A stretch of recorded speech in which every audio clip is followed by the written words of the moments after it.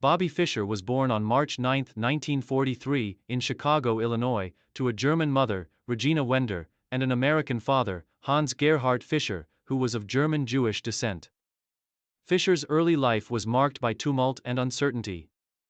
His parents separated before he was born, and he was raised by his mother, who was a schoolteacher and later worked as a programmer. Fischer's early childhood was largely solitary, and he would often retreat into the world of books and games, displaying an exceptional aptitude for logic and strategy.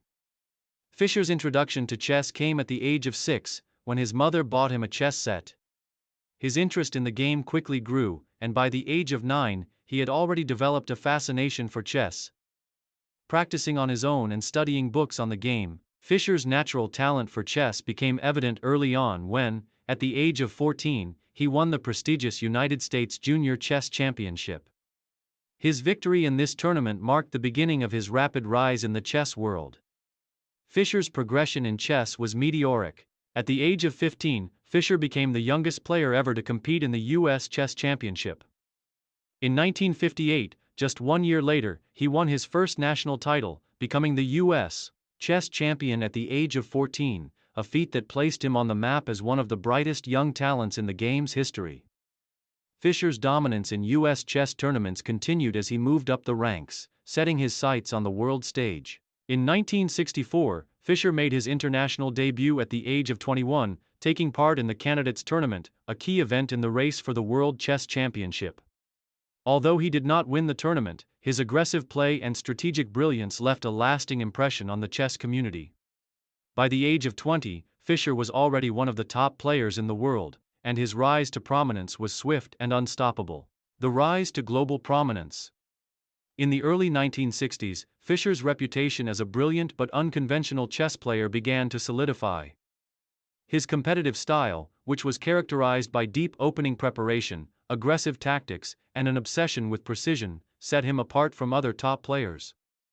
Fischer was known for his intense focus on the game, which sometimes bordered on obsession. His willingness to study and analyze positions with an unrivaled level of depth became his trademark, and it was clear that Fischer had the potential to reach the highest echelons of the chess world. Fischer's first major international breakthrough came in 1964, when he earned a decisive victory at the Bled Zagreb Belgrade tournament, a prestigious event that brought together many of the world's strongest players. Fischer's performance in this tournament helped solidify his position as a contender for the World Chess Championship. However, his true breakthrough came in 1971, when he faced Boris Spassky in a match to determine the challenger for the World Chess Championship. Fischer's commanding performance in the match stunned the chess world, as he defeated Spassky by a score of 6-0, an unprecedented achievement in chess history. Fischer's win against Spassky in 1971 was not just a personal triumph, but also a major milestone for the chess world. The match was billed as a battle between the Soviet Union, which had long dominated the chess world, and the United States, which had been absent from the top ranks of competitive chess for many years. Fischer's victory was a watershed moment, symbolizing the resurgence of American chess and the beginning of his rise to the top of the global chess scene. In the years that followed, Fischer's star continued to rise.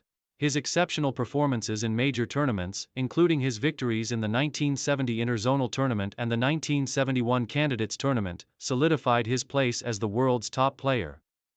Fischer's deep opening theory, as well as his ability to outcalculate and outthink his opponents, were key elements of his success.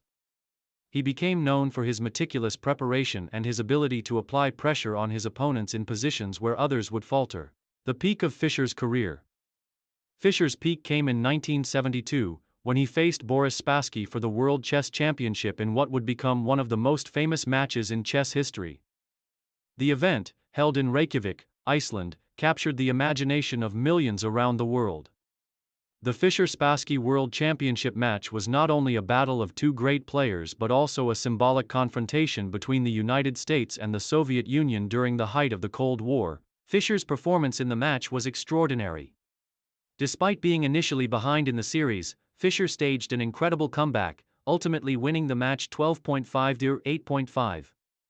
His victory in this match was historic, as he became the first American to win the World Chess Championship and broke the Soviet Union's 24-year stranglehold on the title. Fischer's performance in the 1972 match was a triumph of intellectual strength and determination, and his victory made him an international hero. In addition to winning the World Chess Championship, Fischer also achieved a remarkable level of dominance in the chess world during this period.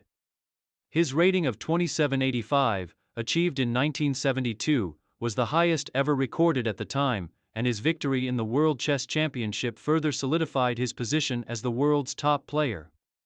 Fischer's style of play, characterized by aggressive opening preparation, flawless tactical execution, and a relentless focus on exploiting small advantages, made him virtually unbeatable at his peak. His dominance in the game led many to consider him one of the greatest chess players of all time. Fischer's rise to the top was also accompanied by an increased focus on his personal life.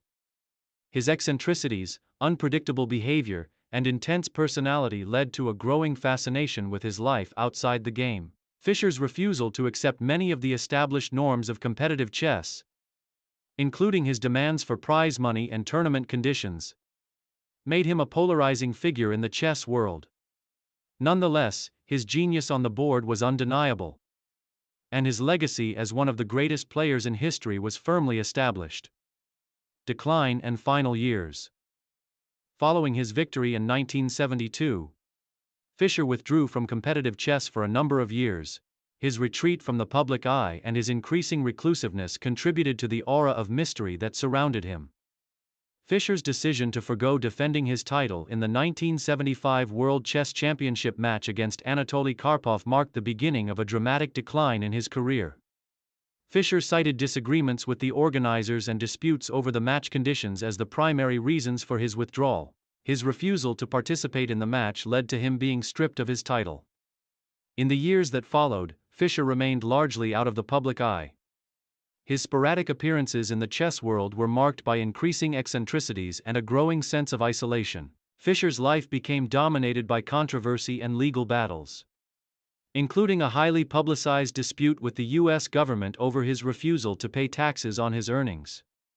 Fischer's behavior became more erratic, and his views on various topics became increasingly idiosyncratic, leading to public statements that alienated him from many of his former supporters. Despite his reclusiveness, Fischer made a brief return to chess in 1992, when he played a rematch against Boris Spassky in Yugoslavia. The match, which was organized under contentious circumstances, was not officially recognized by FIDE, and Fischer's victory was overshadowed by the political tensions surrounding the event.